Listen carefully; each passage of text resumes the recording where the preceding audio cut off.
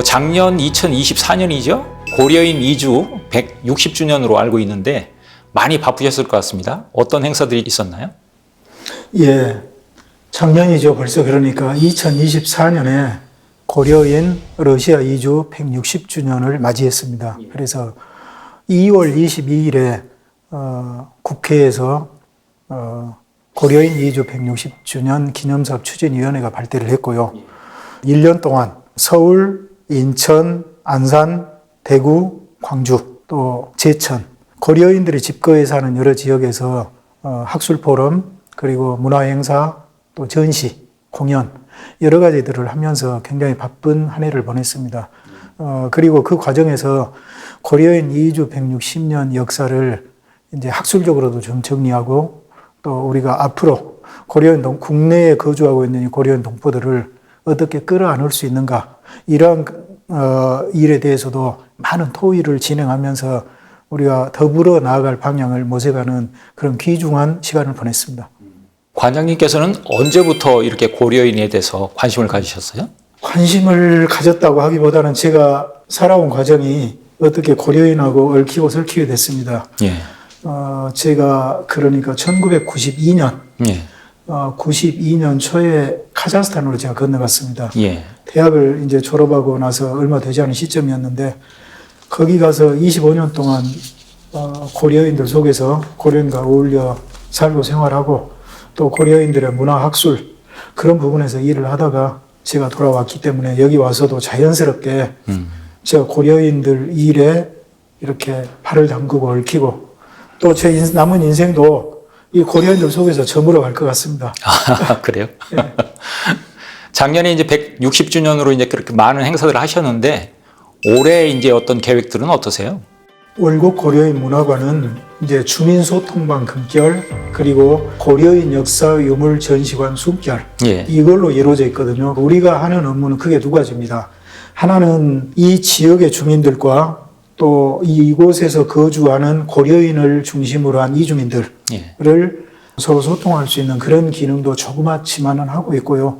가장 큰 기능은 이제 고려인 역사 유물 전시입니다. 예. 그래서 저희들이 2021년 5월 20일 세계인의 날을 맞이해가지고 개관한 이래로 저희들이 다양한 지금 고려인 관련 유물 전시를 하고 있는데 1층은 이제 상설 전시실입니다. 그래서 고려인 이주 160년 역사를 연대기적으로 초기의 이주와 정착, 그리고 항일운동, 문화운동, 또 강제 이주와 실현의 극복, 그리고 이제 황무지 이 개척사로 해서 160년 역사를 연대기적으로 전시하고 있고, 이제 2층에 올라가면 거기가 해마다 새로운 전시로 바뀌는데 기획 전시실이라고 해서 고려인 역사에 기억할 만한 정준현 전시, 예. 그런 역사적인 사건을 기념해서 전시하고, 또 방 하나는 고려인들의 인물, 예. 그러니까 우리에게 잘 알려진 인물도 있지만 사실은 굉장히 의미 있는 일을 하셨는데 거의 알려지지 않은 인물들이 있거든요. 그런 예. 인물들을 발굴을 해가지고 해마다 그 인물의 행적과 또 그 뜻을 알리기 위해서 저희들이 조그맣게 전시를 하고 있습니다. 지금 이 전시를 준비하고 있는데 올해 이제 3월 1일에 예. 새로운 인물과 새로운 사건 전시를 또 선보이게 될 겁니다. 지금 이제 새로운 인물들을 해마다 이렇게 새로 발굴해서 이제 전시를 하신다는 건데 예. 계속 이렇게 우리가 몰랐던 분들이 많이 발굴이 되나 보죠, 그래도? 고려인들의 그 역사, 문화 또 인물이 예. 그쪽 고려인들 사이에서는 이렇게 다 알고 있지만 우리 국내에 소개가 안 되거나 알려지지 않은 분이 참 많습니다. 고려인들 하게 되면 인물들이 이 항일 독립운동가, 예. 항일 무장투쟁이나 나름대로 그 1920년대에 항일운동을 하셨던 분들이 주로 알려져 있고 그 외의 인물들은 많이 알려져 있지 않습니다. 또 그 예. 이후라고 하게 되면 이제 일부 뭐 빅토르 조이처럼 그 락 음악으로 세계를 흔들었던 그런 인물이나 또는 그 외에 그 체조 선수 넬리 김이나 이런 일부만 알려졌지 실제 고려인 사회에서 중요한 역할을 했고 의미 있는 일을 하셨던 분들은 국내에 소개가 아직도 많이 안 돼 있습니다. 그래서 우리가 그런 역할을 하고 있고요.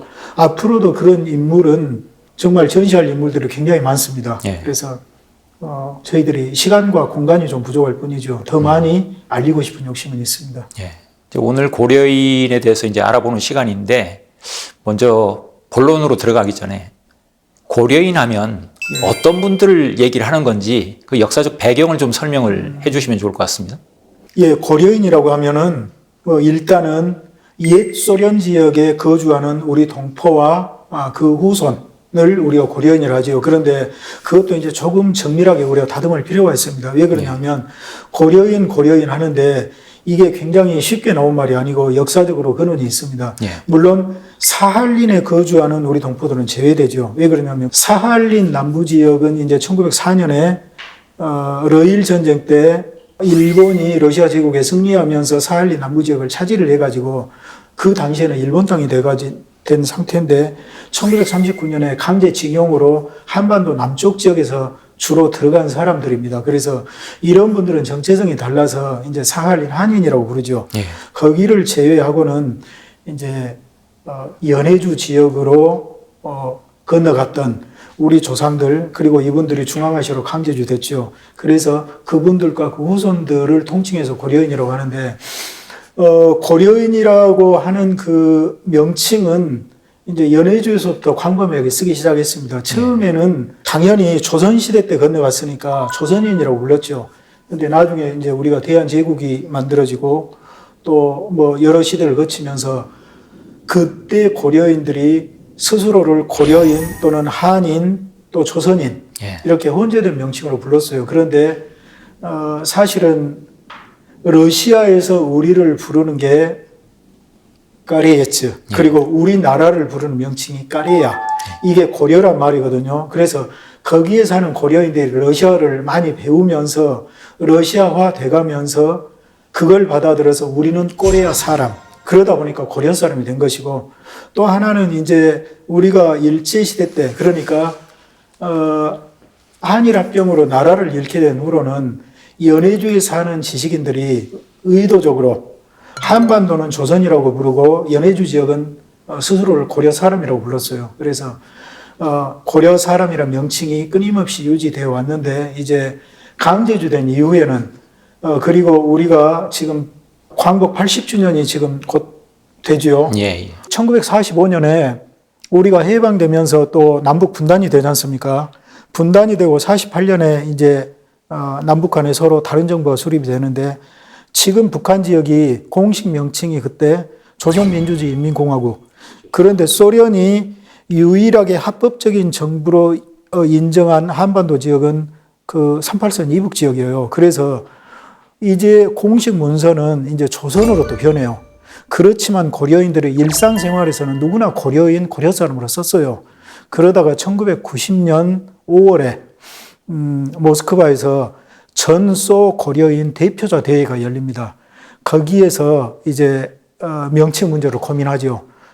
이제 고려인들이 명칭 문제를 고민하게 된 이유는 88 올림픽 이후 또 그리고 우리가 소련과 수교를 하고 또 이렇게 되면서 우리 이 대한민국의 영향력이랄 할까요? 이게 압도적으로 커진 거죠. 그리고 또 우리는 당시에 조선이나 동문화 이런 말들이 낯설고도 굉장히 좀 어떻게 할까요? 낯선 정도가 아니라 굉장히 더부딪히는 그런 용어죠. 그래서 고려인들도 굉장히 좀 고민을 했어요. 그래서 그때 우리들을 지칭하는 명칭은 고려인, 고려 사람으로 하자. 그렇게 돼가지고 그 뒤로 조선이라는 이 명칭이 붙은 것들이 다 이제 고려로 바뀌게 됩니다. 그런 역사를 가졌죠.